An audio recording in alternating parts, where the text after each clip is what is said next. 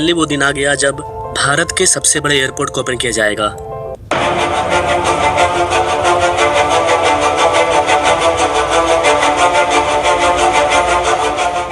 जी हाँ guys, Noida airport का open date सामने आ चुका है। 26 मार्च को रामनवमी है और 26 मार्च को प्राइम मिनिस्टर मोदी के द्वारा इसका उद्घाटन किया जाएगा, राष्ट्र को समर्पित किया जाएगा। तो आइए जानते हैं कि नोएडा एयरपोर्ट की तैयारी कैसे चल रही है और कैसे इसको 26 तारीख को ओपन किया जाएगा। उद्घाटन हो जाने के बाद कितने दिन बाद हमें यहाँ से फ्लाइट मिलेगा, इससे दिल्ली NCR को क्या फायदा होगा, उत्तर प्रदेश को, उत्तर भारत को क्या फायदा होगा, कितना ज्यादा एयरपोर्ट खास है और क्या क्या ओपन किया जा रहा है, क्या क्या यहाँ पर बनकर तैयार हो चुका है। आइए देखते हैं इनको इस छोटे से वीडियो के माध्यम से।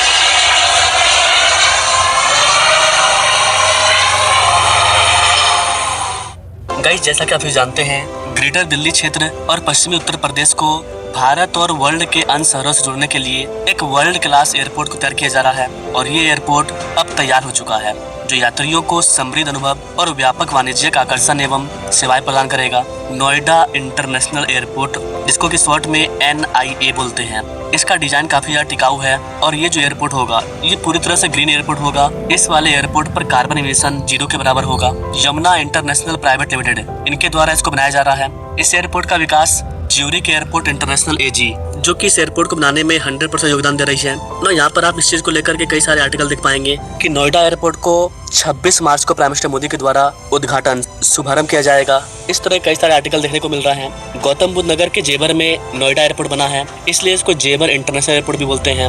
मंगलवार को नोएडा एयरपोर्ट के जो अधिकारी हैं उन्होंने उत्तर प्रदेश के मुख्यमंत्री योगी आदित्यनाथ से मुलाकात की। इस बैठक का नेतृत्व एयरपोर्ट के जो मुख्य कार्यकारी अधिकारी हैं उनके द्वारा किया गया। क्रिस्टोफ श्रीलेमान, जो कि इस कंपनी के CEO हैं, इनके द्वारा बताया गया कि केंद्र और राज्य सरकार के बीच में बातचीत चल रही है। नवरात्रि में रामनवमी यानी कि 26 मार्च को नोएडा एयरपोर्ट का उद्घाटन हो सकता है और मैंने आपको पहले बताया था कि 2026 में मार्च के लास्ट तक इसको ओपन किया जाएगा, देश को समर्पित किया जाएगा। बैठक के दौरान अधिकारियों ने CM योगी को नोएडा इंटरनेशनल एयरपोर्ट के लिए केंद्र सरकार की तरफ से जारी किए गए एयरोड्रोम जो लाइसेंस है वो लाइसेंस सौंपा, यानी कि एयरपोर्ट को ओपन करने का जो फाइनल लाइसेंस मिलना था वो फाइनल लाइसेंस मिल चुका है। अर्थात अब प्राइम मिनिस्टर मोदी इस वाले एयरपोर्ट का लोकार्पण कर सकते हैं। बैठक के दौरान अधिकारियों ने CM योगी को नोएडा एयरपोर्ट के लिए केंद्र सरकार की तरफ से जारी किए गए जो भी लाइसेंस है उनको सौंपा। अधिकारियों के मुताबिक अब एयरपोर्ट के संचालन से पहले सिर्फ सिक्योरिटी क्लियरेंस लेना बाकी है। इसके लिए एयरपोर्ट का एयरोड्रोम सिक्योरिटी प्रोग्राम फिलहाल bureau of civil aviation security,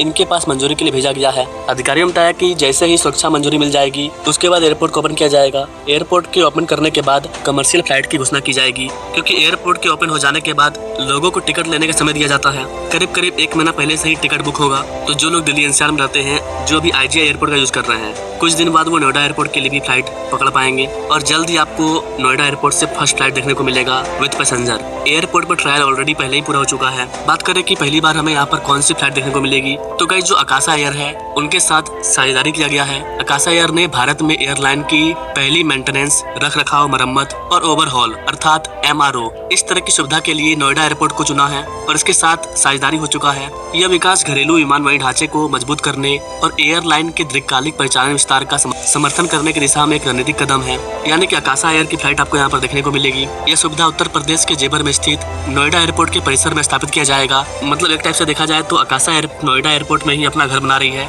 वहीं पर फ्लाइट वगैरह का सारा मेंटेनेंस वगैरह किया जाएगा। जितने भी नई फ्लाइट आएगी यहीं से उनका संचालन होगा और यहीं पर उसका मेंटेनेंस किया जाएगा। जो भी टेक्निकल चीज होगा, मेंटेनेंस वगैरह सारा चीज यहीं पर किया जाएगा, ना कि इसे कहीं बाहर भेजना पड़ेगा। तो इन चीजों में बड़े लेवल पर लोगों को रोजगार मिलेगा। और चूंकि ये भारत का सबसे बड़ा एयरपोर्ट है तो यहाँ पर जितने भी एयरपोर्ट कंपनी होगी वो अपना खुद का यहाँ पर एयरपोर्ट को रखने के लिए जो डिपार्टमेंट वगैरह होता है, मेंटेनेंस रूम, उन सब चीज को यहाँ पर तैयार कर सकती है। जितने भी फ्लाइट है उनका मेंटेनेंस वर्क, इन सब को एक विस्तृत श्रृंखला को संभालने के लिए MRO सुविधा को डेवलप करना है और यह सुविधा परिचालन सुरक्षा और दक्षता बनाए रखने के लिए आवश्यक लाइन मेंटेनेंस, निरीक्षण, जितने भी टेक्निकल सर्विस है उन सब का समर्थन करेगी। तो न केवल एयरपोर्ट ओपन हो रहा है बल्कि जितने भी प्रकार की फैसिलिटी होते हैं जो कि पहले अलग अलग जगहों पर होता था वो सारा चीज यहाँ पर होगा। चूंकि भारत का सबसे बड़ा एयरपोर्ट है, स्पेस का कमी नहीं है। इस प्रकार नोएडा एयरपोर्ट में फ्लाइट की कभी भी क्राइसिस नहीं होने वाली है और ना ही ट्रैफिक जाम होने वाला है, क्योंकि एयरपोर्ट ओपन हो जाने के बाद भी काम नहीं रुकने वाला है। एयरपोर्ट के सेकेंड फेज पर काम शुरू करने का भी प्लान किया जा चुका है। उद्योग लोग एक्सपर्ट्स का मानना है कि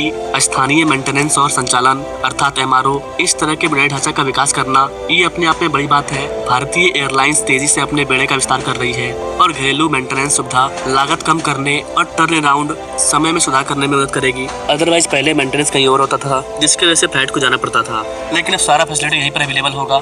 नोएडा एयरपोर्ट का बड़ा फायदा दिल्ली NCR और पश्चिमी उत्तर प्रदेश को सबसे पहले होना शुरू हो जाएगा। यह एक प्रमुख ग्रीनफील्ड विमानन प्रोजेक्ट है।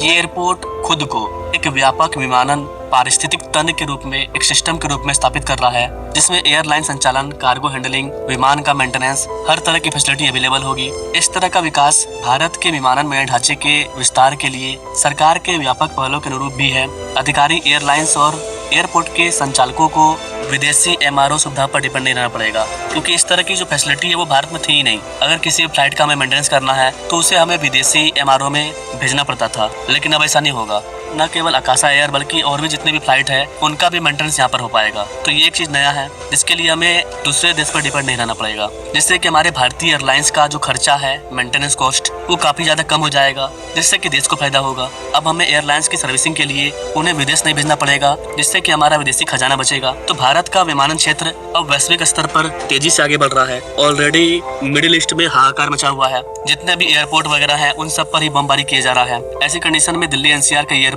एक नया रूट बनेगा जो कि आने वाले टाइम में इंटरनेशनल फ्लाइट को भी हैंडल करेगा। एयरपोर्ट के ओपन होते ही कुछ ही दिन में यहाँ पर हर दिन 150 फ्लाइट रन करेगी और ये एयरपोर्ट हर साल 1,20,00,000 लोगों को सेवा प्रदान करेगा। आकाशा एयर का जो किराया होता है वो बाकी एयरलाइन से काफी हद तक कम होता है, जिससे कि एयरलाइन किफायती सेवा प्रदान करेगी और MRO स्थापित हो जाने के बाद और भी अधिक पैसे का बचत होगा और भारत विमानों की मरम्मत के क्षेत्र में ओवरऑल आत्मनिर्भर बन जाएगा। तो सबसे पहले एयरपोर्ट का उद्घाटन होने देते हैं। उद्घाटन हो जाएगा, उसके बाद फिर लोग आराम से अपना टिकट भी कटा पाएंगे। एटलीस्ट कम से कम 40 दिन पहले से ही इस बार एयरपोर्ट से टिकट मिलना चालू हो जाएगा। रोजगार के बम्पर अवसर पैदा होने वाले हैं, लोगों का सफर आसान हो जाएगा, समय बचेगा, यहाँ का जो किराया होगा वो भी सस्ता होगा अदर एयरपोर्ट के मुकाबले।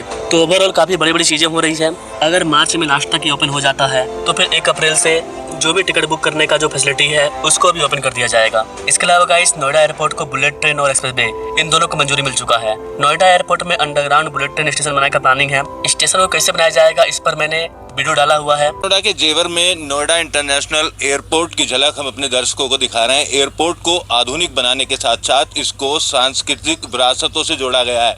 गंगा के घाट की जो सीढ़ियां हैं उसकी झलक आपको दिखाई देगी। उसके अलावा मंदिरों की झलक यहाँ पर दिखाई देगी, काशी की झलक यहाँ पर दिखाई देगी। और आधुनिकता की बात की जाए या क्षमता की बात की जाए तो पहले फेज में जो टर्मिनल बनाया गया है इसकी क्षमता 3 करोड़ यात्री सालाना है। यानी 4 फेज में जब एयरपोर्ट बनकर तैयार होगा तो एशिया का सबसे बड़ा और सबसे आधुनिक एयरपोर्ट नोएडा इंटरनेशनल एयरपोर्ट होगा। यहाँ पर यात्रियों के बैठने के लिए जो लॉन्च बनाए गए हैं उसमें भी हाईटेक सुविधा दी गई है। अगर कोई शांति में रहना चाहता है, शोर शराबे से दूर रहना चाहता है तो उसके लिए भी व्यवस्था है। बुजुर्गों, बच्चों और सभी वर्ग के लोगों को एयरपोर्ट पर आने के बाद उनका विशेष ध्यान रखने वाली टेक्नोलॉजी यहाँ पर लगाई गई है। अगर एंट्री गेट की बात की जाए तो वहाँ पर आपको गंगा घाट की सीढ़ियों का फील होगा। साथ ही रनवे तक जाने के लिए 8 गेट बनाए गए हैं और जो काउंटर पर जब यात्री एयरपोर्ट पर एंट्री करेंगे तो उनका फेस स्कैन होने पर दरवाजे खुल जाएंगे। यानी जो लोग हैं एयरपोर्ट पर तैनाती के उसकी जगह मशीनों से भी काम लिया गया है। और एयरपोर्ट की आधुनिकता के साथ साथ उत्तर प्रदेश की झलक यहाँ पर दिखाई देगी। फिलहाल एयरपोर्ट के उद्घाटन के लिए तमाम तैयारियां पूरी हो चुकी है। प्रधानमंत्री नरेंद्र मोदी, योगी आदित्यनाथ उद्घाटन कार्यक्रम में शामिल होंगे, उड्डयन मंत्री उद्घाटन कार्यक्रम में शामिल होंगे और स्थानीय जनप्रतिनिधि भी यहाँ पर होंगे। तकरीबन 1.5 लाख लोगों को आमंत्रित किया गया है। इस ऐतिहासिक क्षण के लिए पश्चिमी उत्तर प्रदेश के लिहाज से एक बड़ी सौगात के तौर पर नोएडा इंटरनेशनल एयरपोर्ट फिलहाल बनकर तैयार हो गया है। और एयरपोर्ट बनने के साथ साथ इस इलाके में निवेश के लिए भी देशी और विदेशी तमाम कंपनियां यहाँ पर निवेश कर रही हैं और फिल्म सिटी का निर्माण यहाँ पर किया जा रहा है। तो जेवर इलाके की अगर बात की जाए तो एयरपोर्ट के बनने से यहाँ जहाँ रोजगार के अवसर डेवलप होंगे वहीं निवेश को लेकर भी तमाम बड़ी बड़ी कंपनियां काफी दिलचस्पी दिखा रही हैं। 2014 में जब देश ने मुझे अवसर दिया, मैं नरेंद्र दामोदर दास मोदी, तो मैंने कहा था कि मेरा सपना है कि हवाई चप्पल पहनने वाला भी हवाई सफर कर सके। इस सपने को पूरा करने के लिए बहुत जरूरी था कि देश में नए नए एयरपोर्ट बनाए जाएं। हमारी सरकार ने इस मिशन पर गंभीरता से काम शुरू किया। बीते 11 साल में देश में एक के बाद एक नए एयरपोर्ट बनते चले गए। साल 2014 में हमारे देश में सिर्फ 74 एयरपोर्ट थे। आज भारत में एयरपोर्ट की संख्या 160 को पार कर गई। उड़ान योजना की वजह से बीते दशक में लाखों लोगों ने पहली बार हवाई सफर किया, अपना सपना पूरा किया। लाइक करो, कमेंट करो, फॉलो करो।